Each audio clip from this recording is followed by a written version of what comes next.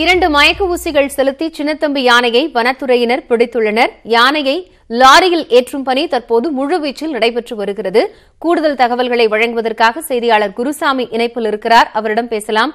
குருசாமி, தற்போது சின்னத்தம்பி யானைக்கு 2 மயக்க ஊசி செலுத்தி கும்கி யானையின் உதவியோடு லாரியில் ஏற்றும் பணி தொடர்ந்து வருகிறது.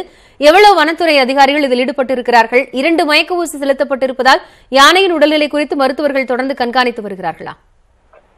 காயத்ரி, சின்னத்தம்பி யானை தற்போது முழுமையாக வனத்துறை கட்டுப்பாட்டில் வந்திருக்கிறது. சுமார் அரை மணி நேரத்திற்கு மேலாக மயக்க நிலையில் சின்னத்தம்பி யானை நின்று கொண்டிருக்கிறது.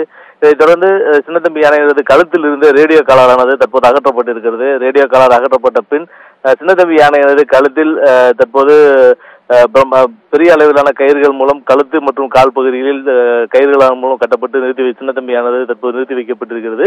இதைத் தொடர்ந்து சின்னத்தம்பி யானையை மீண்டும் அதை லாரியில் ஏற்றக்கூடிய ஒரு பணியினை தற்போது துவங்குவதற்கான முதற்கட்ட பணிகளை தற்போது வனத்துறையினர் துவங்கி இருக்கிறார்கள். ஆனால் தற்போது சின்னத்தம்பி யானை வாழைத்தோட்டத்தின் நடு மைய பகுதியில் இருப்பதால் அதை அந்த இடத்திலிருந்து வெளியே கொண்டு வருவது குறித்து வனத்துறையினர் ஆலோசித்து வருகிறார்கள்.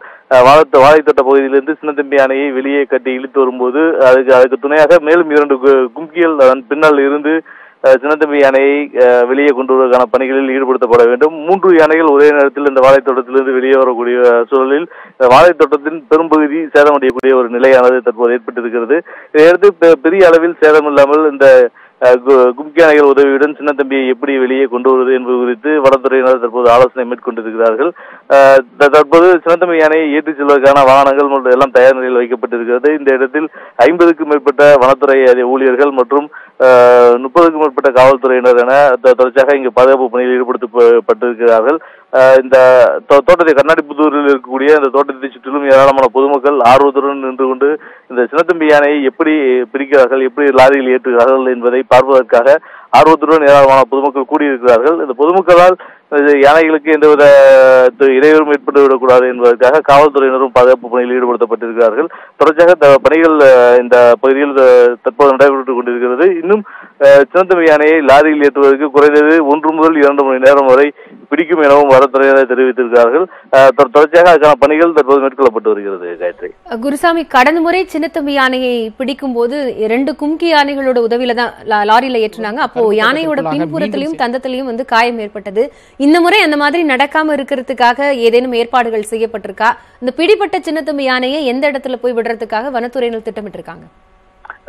ஏற்கனவே உயர்நீதிமன்றம் ஒரு வனத்துறையினருக்கு ஒரு அறிவுரை வழங்கி இருக்கிறது. அதன்படி யானைக்கு எந்தவித காயங்களும் ஏற்படாமல் பாதுகாப்பான முறையில் யானையை பிடித்து கொண்டு செல்ல வேண்டும் என்றும் பொக்லைன் போன்ற இயந்திரங்களை பயன்படுத்தக்கூடாது எனவும் நீதிமன்றம் உத்தரவிட்டிருக்கிறது. எனவே இந்த முறை யானையை லாரியில் ஏற்றுவதற்கு கொஞ்சம் கஷ்டப்பட வேண்டிய சூழல் இருப்பதாகவே வனத்துறை வட்டாரங்களில் தெரிவிக்கிறார்கள். எனினும் இந்த கும்கி யானைகள் உதவியுடன் மெதுவாக லாரியில் ஏற்றுவதற்கு என்ன வழிமுறைகள் இருக்கிறது என்பது குறித்து தான் தற்போது வனத்துறையினர் தொடர்ச்சியாக ஆலோசனை மேற்கொண்டிருக்கிறார்கள்.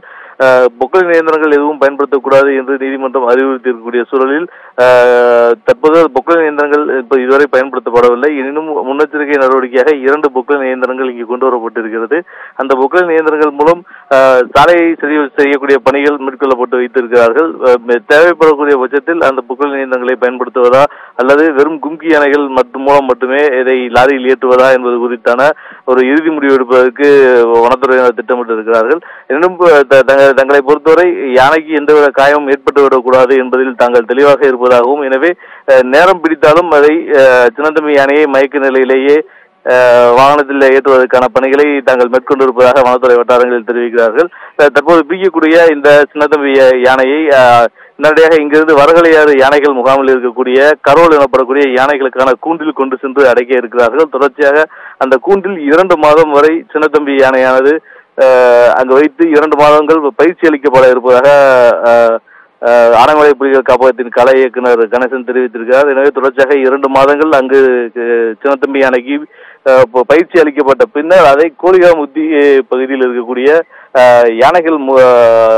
வளர்ப்பு யானைகள் முகாமில் கொண்டு சென்று விடுவதற்கு திட்டமிட்டிருக்கிறார்கள். ஆனால் இந்த 2 மாதம் வரை எது போன்ற பயிற்சிகள் அளிக்கப்படும் என்பது குறித்தான விளக்கங்கள் இதுவரை எதுவும் தெரிவிக்கப்படவில்லை. ஆனால் யானைகளுக்கு பயிற்சி யானைகளுக்கு கொடுக்கக்கூடிய வழக்கமான பயிற்சிகள் மட்டுமே கொடுக்கப்படும். கும்கி யானையாக மாற்றக்கூடிய பயிற்சிகள் எதுவும் கொடுக்கப்பட மாட்டாது என வனத்துறை தரப்பில் தெரிவிக்கப்பட்டிருக்கிறது. காயத்ரி, குருசாமி, தற்போது சின்னத்தம்பி யானை மயக்க நிலையில் ஒரு வாழை தோட்டத்தில் இருப்பதாக சொல்லியிருக்கிறீர்கள். அது யாருடைய தோட்டம்? மற்ற மக்களுக்கோ இந்த விவசாய விளைநிலங்களுக்கோ சேதம் ஏற்படுத்தாத வகையில் வனத்துறையினர் இந்த நடவடிக்கை மேற்கொள்வதில் ஏதேனும் சாத்தியக்கூறுகள் இருக்கிறதா? இந்த மயக்க ஊசி செலுத்துவதற்கு முன்பாக சின்னத்தம்பி யானைக்கு தேவையான உணவுகளோ அதனுடைய உடல்நிலையோ கண்காணிக்கப்பட்டிருக்கிறதா? சின்னத்தம்பி யானையின் உடல்நிலை தொடர்ச்சியாக வனத்துறை மருத்துவ குழுவினர் தொடர்ச்சியாக கண்காணித்துக் கொண்டிருக்கிறார்கள்.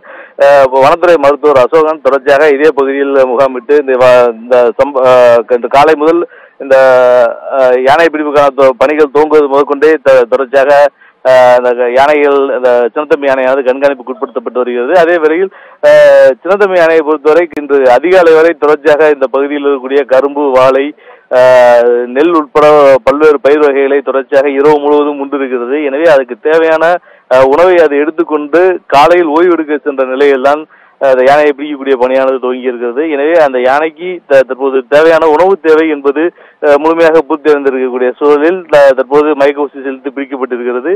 எனினும் தற்போது இந்த பிடிக்கப்பட்டிருக்கக்கூடிய யானை தொடர்ச்சியாக மயக்க மருந்து செலுத்தியிருப்பதன் காரணமாக உடனடியாக அது தண்ணீர் இருக்கக்கூடிய பகுதிகளுக்கு கொண்டு செல்லக்கூடாது என்பது ஒரு கூடுதல் தகவலாக இருக்கிறது. ஏனெனில் தண்ணீர் இருக்கக்கூடிய பகுதிக்கு சென்று யானை தண்ணீர் குடித்து விட்டால் தற்போது போடப்பட்டிருக்கக்கூடிய மயக்க ஊசியினுடைய தன்மை, வீரியம் குறைந்துவிடும் எனவும், எனவே தற்போதைக்கு அதுக்கு தண்ணீர் கொடுக்கப்பட மாட்டாது எனவும் வனத்துறை மருத்துவர்கள் தரப்பில் தெரிவிக்கப்பட்டிருக்கிறது. எனவே யானைக்கு போதிய அளவிலான உணவு ஏற்கனவே நேற்று இரவு முதல் சாப்பிட்டு இருக்கக்கூடிய காரணத்தால் அது தற்போது வரை ஒரு வலிமையுடனேயே இருந்து கொண்டிருக்கிறது.